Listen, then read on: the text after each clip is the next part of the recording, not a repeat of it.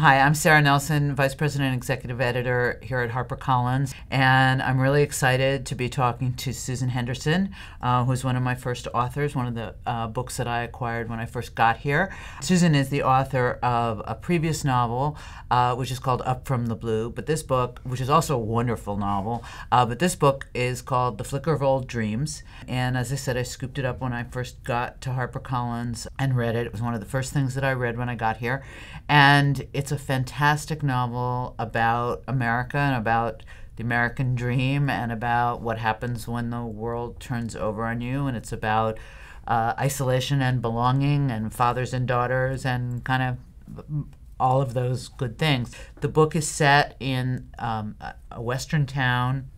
The main industry in the town is a grain business, and there's an accident. The book opens with an incredibly dramatic scene of an accident in this grain factory in which a local high school hero is killed, a high school athlete. What happens from that is sort of the subject of the book. The athlete is killed. His brother, who was with him at the time, is kind of, it's not his fault exactly, but he sort of bears the brunt of the town's anger and loss and grief, and he is basically sent away. Our heroine is a young woman who grew up in the town. She's now about 30 years old. She was a classmate of those two boys, and she and her widowed father run the local mortuary, and she is single, lives with her father in this house when the mortuary is downstairs. And so there, I mean, I like to think of this character as somebody who comes most alive, ironically, when she's dealing with people who have died, and she's very passionate and careful and poetic, really, about her work. So the story centers around what happens when the younger brother of the athlete comes back to the town after an absence of maybe 20 years, and he comes back because his mother is dying, and he is an outsider in the extreme, and Mary, who has been running this mortuary and has never left the town, even though she's there, she's very much an outsider also. So they meet up, and it's not what you think. It's much more complicated and much deeper, and about what happens when people confront their oldest held secrets about themselves and each other. So can you talk about sort of, I know there are personal roots in this, though I don't believe you ever worked in a mortuary, but maybe I'm wrong. Can you tell us a little bit about how you came to write this particular story? Sure. So I was first attracted to the town, and the town Petroleum in the book is based on the town where my father grew up and where I used to visit my grandparents when I was a kid. And it's a town of 180 people, and it's dirt roads and no traffic lights, no stop signs, and no doctor, no fire station. And you're just kind of on your own in the middle of nowhere. And what inspired me to kind of go back and take a look at my relationship with this town was just in the current environment. I was feeling the gulf between my current life in New York and my family roots in Montana. When you watch the news, it feels like there's two Americas. Mm-hmm. And I wanted to go back there and put my finger on why we'd lost empathy for each other, and see if I could maybe write something that opens up a dialogue between these two Americas again. It sort of addresses American, the American family and kind of the work situation. I mean, in most of America, that we don't read about that much anymore. The kind of what it is to. I come from a town also in Pennsylvania where it was essentially a mining town, and it's now kind of nothing. But this whole notion of a town that sort of history forgot, that time forgot. There was this accident, and everything fell from there. Right. It's like the town wants to believe that the world is not changing. And then part of the reason why I chose a mortician to narrate it is I was like, who could look death in the face and see it? You see this on Facebook a lot. Like, someone will get sick with a terrible illness, and all the responses are like, you've got this, go get it. Right. But Mary can look at something and say, okay, we're dying here, and she can be present with that. And so I kind of wanted to be with a town that the town is still fighting the death, or not acknowledging the death. And Mary sees that we're in the process of dying here. It's a death of a town, and a death of a way of life, and a death of the identity that people held, both with their jobs and how they see they're living their life, and they're holding on by their fingernails here. Right. I mean, one of the things I like so much in the book, there's so many things, the relationship between Mary and her father. I think we talked about this some in the editing process. Yes. I think that was actually my only edit to you was, let's have some more stuff between Mary and her father and go deeper, right? Yeah. Well, your edit was actually brilliant. You said, follow that whole arc, make sure there's no gaps, and amplify that whole arc all the way to the end. And suddenly the book just kind of cinched together. So I just felt like that was the magic. I don't remember saying that, but no, okay. that was totally That's good. That's good. In the hands of a lesser writer, he'd be this kind of grizzled old guy, and he'd been widower a long time ago, and he has this daughter who's kind of single and 30 years old and lives downstairs, and he doesn't really get her, and he loves her, but he doesn't really talk to her. But it's so much more complex than that, and his role in the town. I mean, it's a tiny town, so everybody knows him and everybody knows his story. But he has a relationship with a woman in the town who's maybe a little off, she's a little, not quite acceptable. Or his relationship with Mary always seemed to me that he kind of wanted her, while he said often that he didn't want her to go away and he wanted her to stay there and he needed her there, that there was a complicated set of feelings there, that maybe he wanted her to go away and find herself. He's come to a point in his life where he doesn't know if he's done a good job parenting her, and he sees how she's turned out, and he's worried. He's worried that maybe he messed up somehow, that she's like this because he messed up. And honestly, when I was writing this book, so I'm a slow writer, so this was when my kids were applying to college, through me having an empty nest. And that relationship absorbed my anxiety of that shift, because I feel like they're in this place where they had a really close relationship back when he would tuck her in and read her bedtime stories, and they have this, but now it's not time to tuck her into bed and read her stories, but they never really found something to replace that closeness with, and so the relationship is kind of in this place that I feel, which is, I know we're supposed to change, I know the way that I parented is supposed to change, but I don't really know what I'm supposed to do yet. I don't know.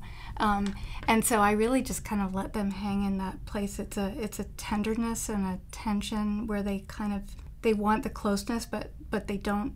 She doesn't want them to hover, and just they're sort of floundering to, how do we have an adult relationship? Not a child parent, but how are we two adults and we still like each other? Well, do you think you're ever two adults? I mean, you now have two adult children. We've talked about this before, and I have one. You're still the mother and they're still the child, and does that continue till they're 40? I mean, 50, 60? I mean, yeah, but you also feel the pushback. They don't want, you're not packing their lunch anymore. Right. You give too much advice, you realize it. So I felt like that was so much a part of what I was living that it just kind of found its way into the book and plopped right in the middle of their relationship. I mean, the parent-child relationship in your two novels, From the Blue, is very much about a mother and a mother-daughter. Obviously, this is central in many, many people's writing, but I mean, you do talk a lot about your kids, and I mean, the family unit is something of tremendous interest to you. It seems. Do you feel like you have that for any particular reason? I mean, you're not writing about dystopian, Martians coming down and stuff. You're writing about American families and how they play out. Well, I feel like the daily ongoing anguish that humans feel no matter where they are, how much money they have, or where they happen to be born is you want independence and you want closeness. You want people to know you, and yet you hide parts of yourself. And so I just, you can just kind of turn that prism of relationships over and over again, and there's just so much there. And Mary feels so alone, but more alone when she's in a crowd, and I feel like that's what we carry through this world. Is my feeling is that the greatest thing you could ever have in your life is that someone sees all of you, and they're still there. Right. But most relationships, we feel like we have to negotiate that. How much can I show of who I am before they leave me? So I feel like I'm playing with that in all the books, and also the idea of grief that can't be resolved, and then what do you do? Grief, like over death. Right. If it's death, or just if it's something that's not actually fixable, or if it's something that apology is not gonna be sufficient, then how do you heal? How do you carry that grief? So, I know you did a lot of research for this. Can you tell me what you did? I know you moved somewhere. So tell me about how you. So I went back to this little town, Winnett, Montana, and I rented a room in the Hunter's Lodge. They have 6 rooms, and I was the only guest. And when I stayed there, there was no landline phone, no internet connection, no TV in my room, and I couldn't get a cell connection. What year was this? This was fairly recently. Yeah, it was 2013, 2014. And I had to drive 2 hours to get a signal on my phone. And so I stayed in this little town, and it changed me. The first thing I noticed, I've always been considered strong and a workhorse, and not in this town.